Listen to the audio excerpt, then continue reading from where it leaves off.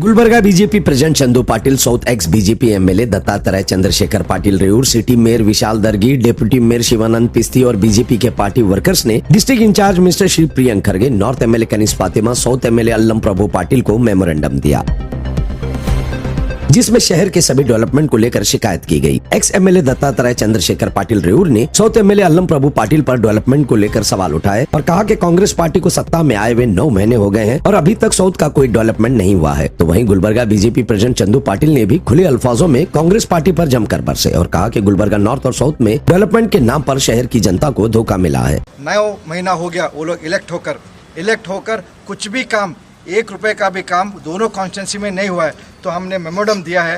North में जब हमारा सरकार था, हमने child and mother and child का 100 बेडेड हॉस्पिटल कराए थे हम लोग। 1-1.5 साल हो गया उसका ओपनिंग नहीं कर रहे। तो हम क्या बोलना चाह रहे हैं, इसमें आप राजकीय मत करिए, ओपनिंग करिए, लोगों को हेल्प करने दीजिए। जब हमारा सरकार था, हमने 5 ड्रिंकिंग वाटर 5 रुपीज़ कॉइन डाले तो 20 लीटर पानी जो मिलेगा वो बिठाए थे, वो भी आप लोग ओपनिंग नहीं कर रहे। हर तरफ से एरिया से हमारे को कॉल आ रहा है, बोरेल का पानी का समस्या है, रिपेयर्स नहीं हो रहे, रोड्स नहीं बन रहे। तो हम पूछना चाहते हैं, ये आप जो झूठ आश्वासन दी, आप हम 5 गारंटी दे के आप 1 रुपये का भी काम नहीं कर रहे कॉन्स्टिट्यूंसी में। लोग बहुत परेशान हैं, आपके ऊपर भरोसा कर आपको वोट डाले हैं, तो आपको जवाब देना पड़ेगा बोल के हम आज एक सॉफ्टली, बहुत पीसफुली रिक्वेस्ट करने आए। आगे दिनों में आप लोग कुछ भी नहीं करेंगे बोले तो हम गली गली वार्ड उतरना पड़ेगा बोल के मैं कहना चाहता हूँ। सर लेटर में क्या था सर? लेटर में वही बोले, जो काम पेंडिंग्स है वो सब आप करिए, क्यों नहीं करिए, आपके पास फंड रहता है, आप क्यों नहीं कर रहे। अब जैसा हमारा मोदी जी का गारंटी है, वो जो हम कमिट करें वो गारंटी के प्रकार चल रहा है। आप जो 5 गारंटी करें वो आपके 5 गारंटी 0 हो गए से। उल्टा आप लोग वो 5 गारंटी कर रहे भी नहीं, उस झूठ बोलकर पावर का, इलेक्ट्रिसिटी का बिल बढ़ाए सो है, रजिस्ट्रेशन चार्ज बढ़ाए सो है, एंड फ्यूल बढ़ाए सो है, हमारे के फार्मर्स को जो दूध दे रहे वो सब्सिडी। सो हर चीज़ आप स्कीम के नाम बोल के खा रहे हो, लूट रहे हो, तो मत करिए। तो आपको रिक्वेस्ट करने आए। ಕಲಬುರಗಿ ನಗರದಲ್ಲಿ ಇರುವಂಥ ಇಬ್ಬರು ಶಾಸಕರ ಅವರ ಮನೆಗೆ ಭೇಟಿ ಕೊಟ್ಟು ಇವತ್ತು ನಾವು ಮನವಿಗಳನ್ನು ಕೊಟ್ಟಿದ್ದೇವೆ. ನಮ್ಮ ದಕ್ಷಿಣ ಕ್ಷೇತ್ರದ ಶಾಸಕರ ಮನೆಗೂ ಕೂಡ ಬಂದು ಇವತ್ತು ನಾವು ಮನವಿ ಪತ್ರವನ್ನು ಕೊಟ್ಟು ಇವತ್ತು 9 ತಿಂಗಳಲ್ಲಿ ಅವರು ಮಾಡಿರುವಂಥ ಸಾಧನೆ ಏನಿದೆ ಅಂತಂದರೆ ಅದು ಶೂನ್ಯ ಇದೆ. ನಮ್ಮ ಕಲಬುರಗಿ ದಕ್ಷಿಣದಲ್ಲಂತರೂ ಜನರಿಗೆ ಶಾಸಕರು ಯಾರಿದ್ದಾರೆ ಅಂತ ಅನ್ನೋದು ಒಂದು ದೊಡ್ಡ ಪ್ರಶ್ನೆ ಆಗಿಬಿಟ್ಟಿದೆ.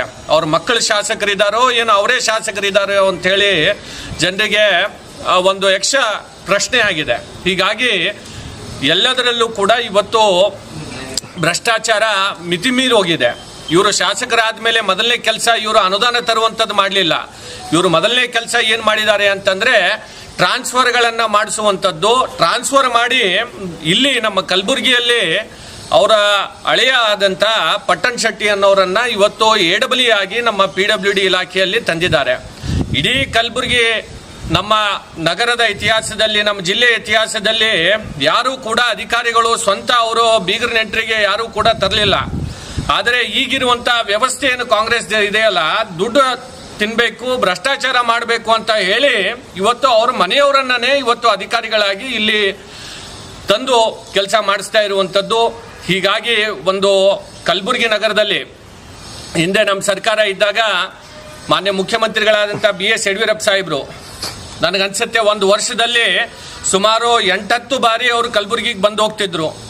ಈಗಿರುವಂಥ ಮುಖ್ಯಮಂತ್ರಿಗಳು ಕೇವಲ 1 ಬಾರಿ ಬಂದು ಹೋಗಿದ್ದಾರೆ, ಅದು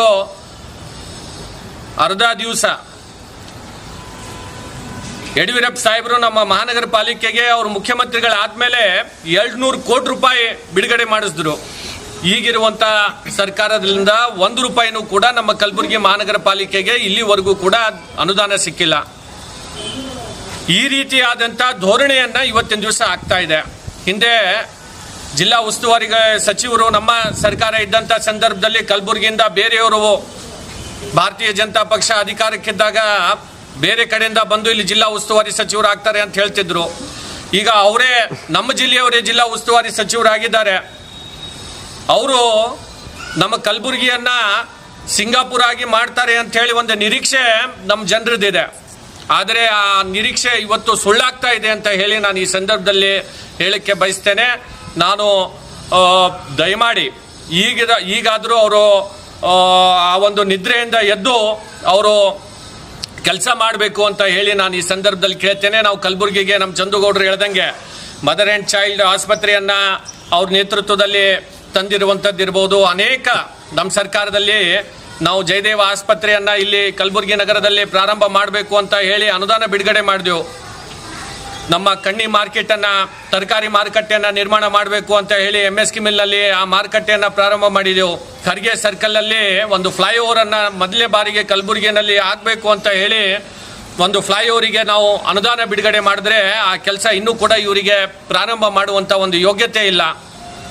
ಈ ರೀತಿಯಾದಂಥ ಹಿಂದೆ ನಮ್ಮ ಸರ್ಕಾರದಲ್ಲಿ ಆದಂಥ ಕೆಲಸಗಳನ್ನು ಅದನ್ನು ಕೂಡ ಮುಂದೆ ಒರೆಸ್ಕೊಂಡು ಹೋಗುವಂಥ ಒಂದು ಯೋಗ್ಯತೆ ಈ ಸರ್ಕಾರಕ್ಕೆ ಇಲ್ಲ ಅಂತ ಹೇಳಿ ನಾನು ಈ ಸಂದರ್ಭದಲ್ಲಿ ಹೇಳಬೇಕಾಗತ್ತೆ.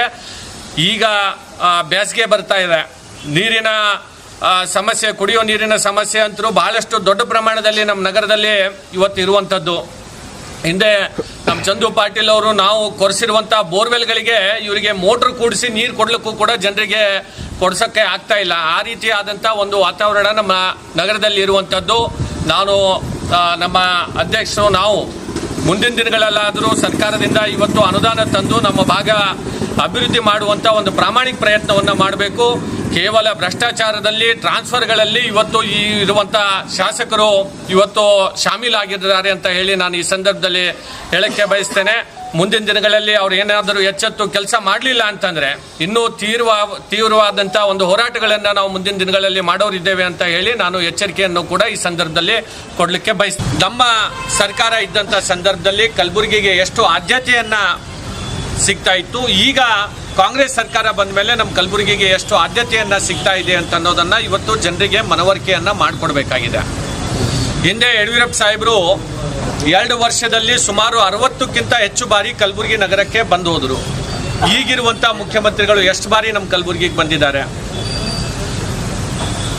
ಹಿಂದೆ ಜಿಲ್ಲಾ ಉಸ್ತುವಾರಿ ಸಚಿವರು BJP ಸರ್ಕಾರ ಇದ್ದಾಗ ಅವಾಗ ಏನು ಹೇಳ್ತಿದ್ರು ಕಾಂಗ್ರೆಸ್ನವರು ಅಂತಂದರೆ, ಹೊರಗಡೆ ಜಿಲ್ಲೆಯಿಂದ ತಂದು ಇಲ್ಲಿ ಜಿಲ್ಲಾ ಉಸ್ತುವಾರಿ ಸಚಿವರು ಮಾಡ್ತಾರೆ BJPದವರು ಅಂತ ಹೇಳ್ತಾ ಇದ್ರು.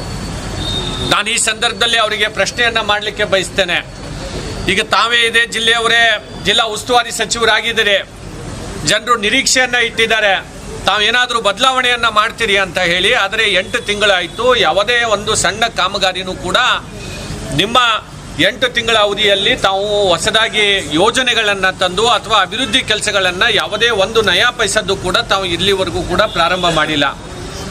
ಏನೇ ಕಾರ್ಯಕ್ರಮಗಳು ನಡೀತಾ ಇದ್ದರೆ ಅದು ಎಲ್ಲವೂ ಕೂಡ ಹಿಂದಿನ ಸರ್ಕಾರದಲ್ಲಿ ಮಾನ್ಯ ಯಡಿಯೂರಪ್ಪ ಸಾಹೇಬರು ಮತ್ತು ಮಾನ್ಯ ಬೊಮ್ಮಾಯಿ ಸಾಹೇಬರ ನೇತೃತ್ವದಲ್ಲಿ ಆದಂಥ ಕೆಲಸಗಳನ್ನು ಇವತ್ತು ತಾವು ಮತ್ತೊಮ್ಮೆ ಅದನ್ನು ಉದ್ಘಾಟನೆಯನ್ನು ಮಾಡುವಂಥದ್ದು, ಅಥವಾ ಇತ್ತೀಚಿನ ದಿನಗಳಲ್ಲಿ ನಮ್ಮ ಸೂಪರ್ ಮಾರ್ಕೆಟ್ ಬಸ್ ಸ್ಟ್ಯಾಂಡನ್ನು ಉದ್ಘಾಟನೆ ಮಾಡಿದ್ದಾರೆ.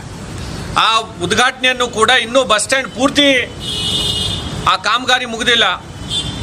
ಅರ್ಧ ಇರುವಂಥ ಕಾಮಗಾರಿಯನ್ನೇ ತಾವು ಇಟ್ಕೊಂಡು ತರಾತುರಿಯಲ್ಲಿ ಎಲ್ಲೋ MP ಚುನಾವಣೆ ಬರುತ್ತೆ ಅಂತ ಹೇಳಿ ತಾವು ಆ ಒಂದು ಉದ್ಘಾಟನೆಯನ್ನು ಮಾಡಿದ್ರಿ.